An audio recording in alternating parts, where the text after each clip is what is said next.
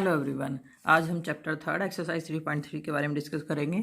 उससे पहले एक्सरसाइज में क्या क्या आपके पास मेन पॉइंट यूज होने वाले हैं उसके बारे में डिस्कस करेंगे। फर्स्ट है आपके पास पैरेललोग्राम्स पे टाइप्स ऑफ कोऑर्डिनेटर्स में यूज होने वाले हैं। तो फर्स्ट है आपके पास पैरेललोग्राम।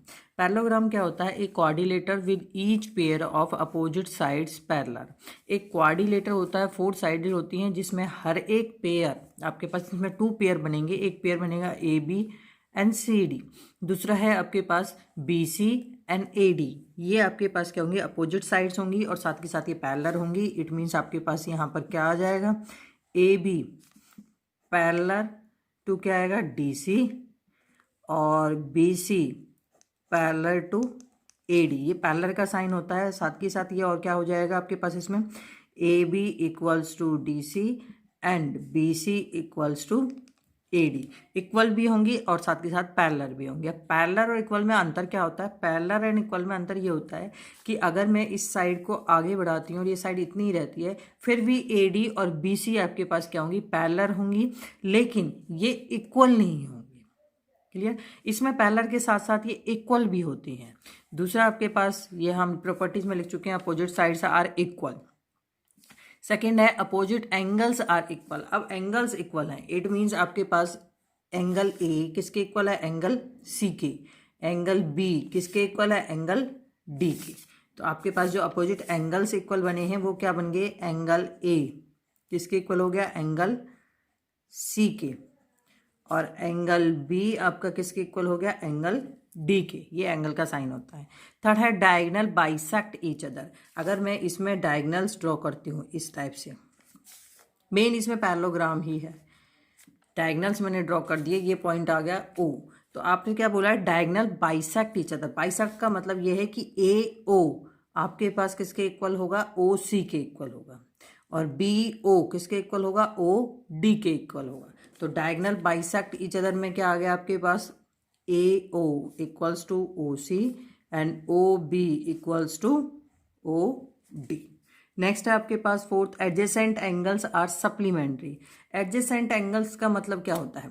एडजेसेंट का मतलब साथ वाला एंगल, बीच में कोई छोड़ना नहीं है आपको। तो angle A and angle B दोनों क्या हो गए? एडजेसेंट हो गए। Angle A and angle D ये भी एडजेसेंट एंगल्स हो गए। एंगल बी एंड सी ये भी एडजेसेंट एंगल्स हैं। सी एंड डी ये भी एडजेसेंट एंगल्स हैं। तो इनका सम आपके पास कितना होता है? 180 डिग्री। इट मीन्स आप यहाँ पे क्या लिख सकते हो? Angle A plus angle B equals to 180 degree supplementary. इसी तरीके से angle B plus angle C and angle C plus angle D and angle A plus angle D, ये सारे आपके पास क्या होंगे? 180 डिग्री के। क्लियर? नेक्स्ट है आपके पास ट्रेपेजियम। ट्रेपेजियम आपके पास क्या होता है? एक quadrilateral with a pair of parallel sides. एक क्वाड्रिलेटर 4 साइड्स ही होता है आपके पास। बस इसमें डिफरेंस क्या होता है कि पैरेललोग्राम में तो 2 पेयर्स होते थे पैरेलल साइड्स के, यहाँ आपके पास सिंगल 1 पेयर होगा। इट मीन्स ये लाइन इस लाइन के पैरेलल है, केवल पैरेलल, इक्वल नहीं है। A B is parallel to D C, बस इतना है इसके अंदर और नहीं है इसके अंदर। आपके पास ट्रेपेजियम में ये ध्यान रखना है, बस इसमें एक सिंगल पेयर होता है किसका? पैरेलल साइड्स का, वो भी इक्वल साइड्स का नहीं होता है। B C and A D आपके पास पैरेलल नहीं है। नेक्स्ट है आपके पास काइट। काइट भी आपके पास इसमें यूज हो रहा है। जैसे हमारे पास नॉर्मल काइट होती है जो बच्चे खेलते हैं जिससे, तो इसी टाइप से आपके पास काइट होती है। यहाँ आपको ध्यान रखना है काइट में ए quadrilateral with exactly 2 pairs of equal consecutive sides. इसमें साइड्स होती हैं और वो कॉन्सिक्यूटिव होती हैं, मतलब लगातार की। जैसे ए बी किसके इक्वल होगी? ए डी के इक्वल होगी, और बी सी किसके इक्वल होगी? सी डी के इक्वल होगी। तो कॉन्सिक्यूटिव साइड्स इक्वल होती हैं। साथ ही साथ इसमें एंगल बी किसके इक्वल होगा? एंगल डी के इक्वल होगा ये एंगल। लेकिन एंगल ए और एंगल सी इक्वल नहीं है। Measurement of angle A not equals to measurement of angle C, ये दोनों इक्वल नहीं है, ध्यान रखना है। सिर्फ एंगल बी और एंगल डी इक्वल होंगे, ए और सी इक्वल नहीं होंगी।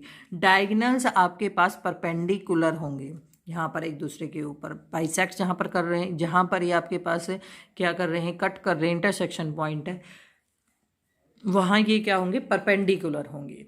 अच्छा, अब इसमें एक चीज़ और आती है आपके पास जैसे पैरेललोग्राम में थी, पैरेललोग्राम में तो आपके पास होते थे यहाँ सिर्फ diagonals perpendicular to one another होंगे, दूसरा one of the diagonals bisect the other, यानी कि एक डायगोनल दूसरे को बाइसेक्ट करेगा इनमें से। अब ए ओ, अगर मैं यहाँ पे ओ पॉइंट लिखती हूँ, ए ओ एंड ओ सी तो इक्वल नहीं है, कौन सा डायगोनल होगा जो बाइसेक्ट होगा? बी डी, ये डायगोनल बाइसेक्ट होगा, बस ए सी बाइसेक्ट नहीं होगा। बाइसेक्ट का मतलब होता है इक्वल पार्ट्स में उसको कट कर देना। यहाँ पर B O equals to O D होगा केवल। क्लियर? अब यहाँ पर हम एक्सरसाइज स्टार्ट करते हैं 3.3। अब 3.3 एक्सरसाइज है आपके पास प्रॉपर्टीज, इसमें जो पैरेललोग्राम की, ट्रेपेजियम की, ये सारी प्रॉपर्टीज इसमें क्या करनी है? यूज करनी है।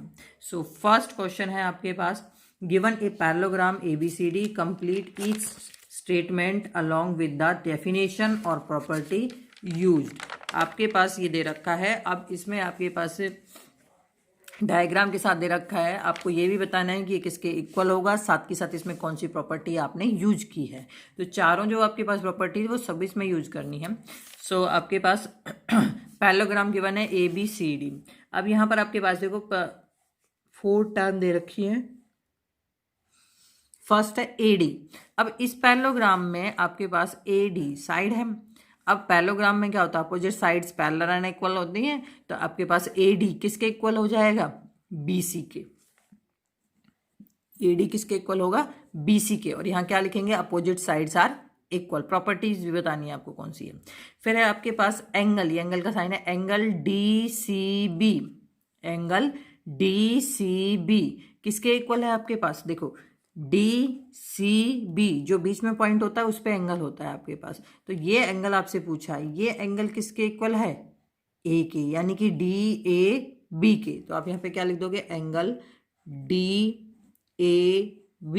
क्या लिखोगे यहाँ पर? अपोजिट एंगल्स, ऐसे लिख सकते हैं हम, एंगल का साइन लगा के ऐसे लगा दो। Opposite angles of parallelogram are equal, ये प्रॉपर्टी आपको लिखनी है। अब देखो नेक्स्ट क्या है? OC, ये आपके पास डायगोनल हो गया। अब ये वाला डायगोनल का हाफ पार्ट किसके इक्वल है? AO के इक्वल है आपके पास। तो यहाँ पे क्या लिख दोगे? OA। क्या लिखेंगे? Diagonal bisect each other. Diagonal क्या करते हैं? आपस में बाइसेक्ट करते हैं एक दूसरे को। अब फोर्थ है M का मतलब measurement. Measurement of angle DAB plus measurement of angle CDA। DAB यानी कि ये एंगल, और दूसरा एंगल है CDA। इट मीन्स ये angle A plus angle D पूछा आपसे, वो किसके इक्वल होंगे? आपके पास 180 डिग्री, यानी सप्लीमेंट्री एंगल्स होंगे। तो आप यहाँ क्या लिखोगे? Adjacent angles are supplementary. ये आपको लिखना पड़ेगा क्योंकि इसमें प्रॉपर्टीज जो आपने यूज की हैं वो भी आपको बतानी पड़ेंगी। Clear? Move to question number second. Question number second में आपके पास डायग्राम वाले क्वेश्चन हैं और ये आपके पास पैरेललोग्राम गिवन है सभी। इसमें अननोन वैल्यू आपको फाइंड आउट करनी है XYZ की। सो आपके पास question number second is consider the following parallelogram, find the value of unknown XYZ। इनकी वैल्यू आपको फाइंड आउट करनी है। सो फर्स्ट पार्ट है आपके पास, यहाँ पर ये डायग्राम दे रखा है और इस डायग्राम में आपके पास ABCD पैरेललोग्राम है। इसमें Y, X एंड Z की वैल्यू निकालनी है। अब देखिए इस डायग्राम में आपके पास हम क्या लिखेंगे? इन पैरेललोग्राम ABCD, अगर नाम गिवन है तो लिख सकते हो, नहीं है तो आप अपनी तरफ से भी नेम इसमें ले सकते हो, वरना बिना नेम के भी क्वेश्चन सॉल्व हो जाते हैं।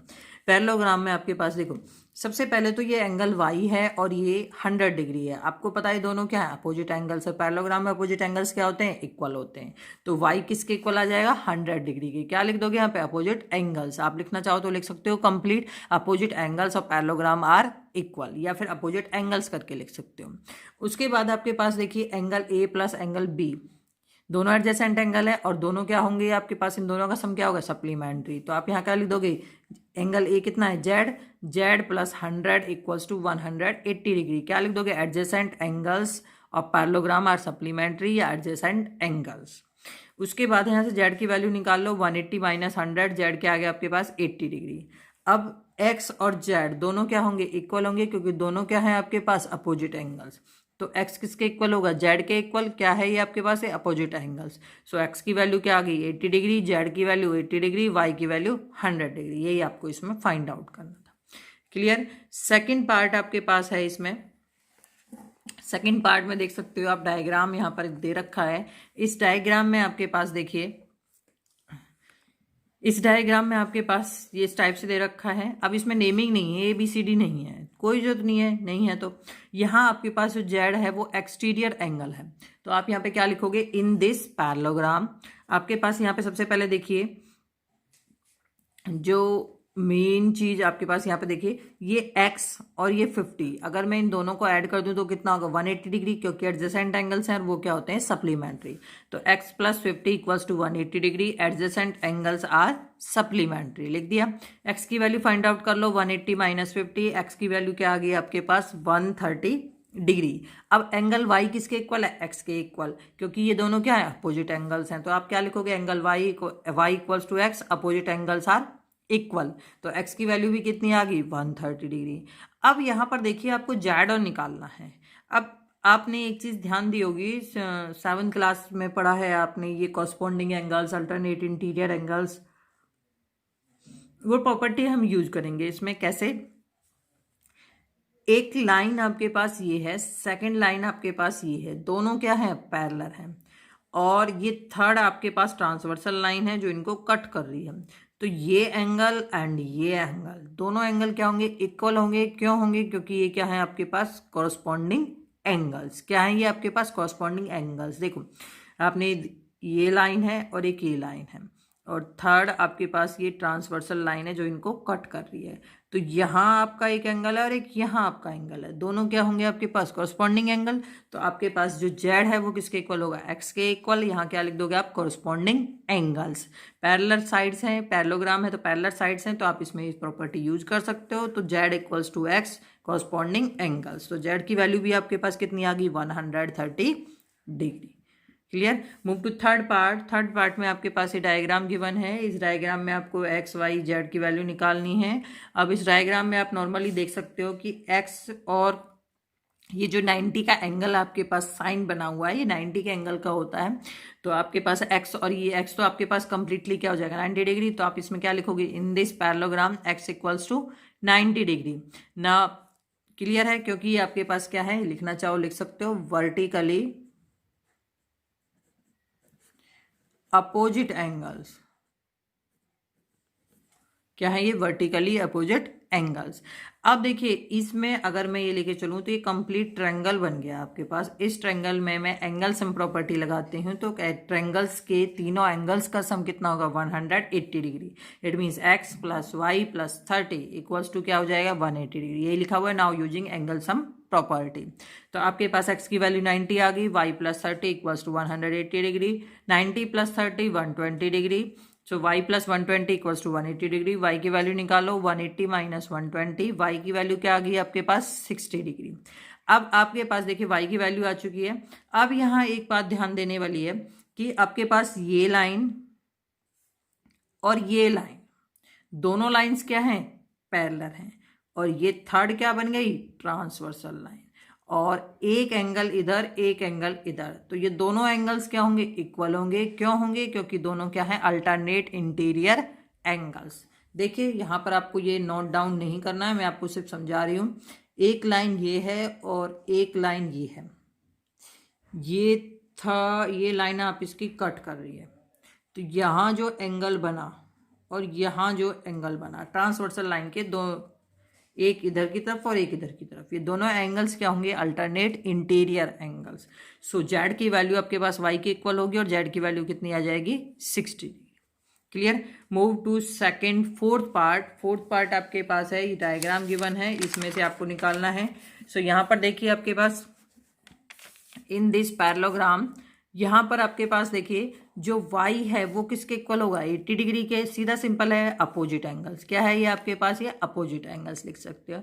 उसके बाद आपके पास x + y कितना होगा, 180 डिग्री। क्यों, एडजेसेंट एंगल्स क्या होते हैं, सप्लीमेंट्री। तो x + 80 equals to 180 degree. x की वैल्यू निकाल लो, कितनी वैल्यू आ गई, 100 डिग्री। x की वैल्यू 100 डिग्री आ गई। अब यहां ध्यान देना कि आपके पास जो z है वो 80 डिग्री के इक्वल है। क्यों इक्वल है भाई, एक लाइन ये है, दूसरी लाइन ये है, और थर्ड ये ट्रांसवर्सल लाइन है। तो एक एंगल ये हो गया, एक एंगल ये हो गया, दोनों एंगल्स क्या बन गए, कोरस्पॉन्डिंग एंगल्स। तो जेड इक्वल्स टू क्या लिख दोगे, 80 डिग्री, साथ में क्या लिख दोगे, कोरस्पॉन्डिंग एंगल्स। तो आपके पास जेड की वैल्यू आ गई, एक्स की वैल्यू आ गई, वाई की वैल्यू आ गई। अननोन वेरिएबल आपको इसमें फाइंड आउट करने थे। लास्ट पार्ट है आपके पास सेकंड क्वेश्चन का, डायग्राम गिवन है, इसमें भी आपको एक्स वाई जेड की वैल्यू फाइंड आउट करनी है। अब देखिए इस इन दिस पैरेललोग्राम यहाँ पर y किसके इक्वल हो जाएगा, 112 की। क्यों, अपोजिट एंगल्स क्या होते हैं, इक्वल होते हैं। तो y की वैल्यू क्या आ गई, 112। उसके बाद देखिए ये मेरे पास एक ट्रायंगल बन गया, इस ट्रायंगल में एंगल सम प्रॉपर्टी में यूज कर रही हूँ, तो x plus Y plus 40 equals to कितना हो जाएगा, 180 डिग्री। लिखना चाहो लिख सकते हो बाय एंगल सम प्रॉपर्टी।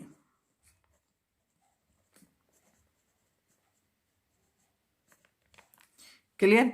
अब यहां से आपके पास y की वैल्यू पुट कर दो, 112 plus X plus 40 equals to 180 degree. x की वैल्यू निकालोगे 180 माइनस 152, इन दोनों का एडअप करोगे 152, तो x की वैल्यू क्या आ गई, 28 डिग्री। अब ये देखिए x और ये z, ये लाइन और ये लाइन दोनों पैरेलल हैं, थर्ड ट्रांसवर्सल लाइन इनको कट कर रही है। तो ये एंगल प्लस ये एंगल दोनों क्या होंगे, alternate interior angles. It means आप देख सकते हो यहाँ पर एक लाइन ये हो गई, एक लाइन ये हो गई, और थर्ड ये लाइन को कट कर रही है। तो आपके पास ये एंगल एंड ये एंगल दोनों क्या होंगे, अल्टरनेट इंटीरियर एंगल। तो जेड इक्वल्स टू एक्स, और तो जेड की वैल्यू भी कितनी आ जाएगी, 28 डिग्री। क्लियर। यहाँ आपके पास एक्सरसाइज 3.3 के question first and second complete हो चुके हैं। सेकंड में आपके पास 5 पार्ट्स थे, तो ये बहुत जरूरी थे, और पेपर में इसमें से कोई ना कोई क्वेश्चन जरूर आता है। मैं यहाँ पे क्वेश्चंस की जो मैंने सॉल्व किए उनकी पिक भी साथ के साथ भेज रही हूँ, ताकि किसी को कोई डाउट ना रहे। अगर किसी को कोई प्रॉब्लम है, कोई क्वेरी है, तो आप कमेंट में मेंशन कर सकते हैं। अगर आपको ये वीडियो अच्छी लगे तो इसे लाइक एंड शेयर करें, और मेरे चैनल को ज़्यादा से ज़्यादा सब्सक्राइब करें। Thank you for watching my video.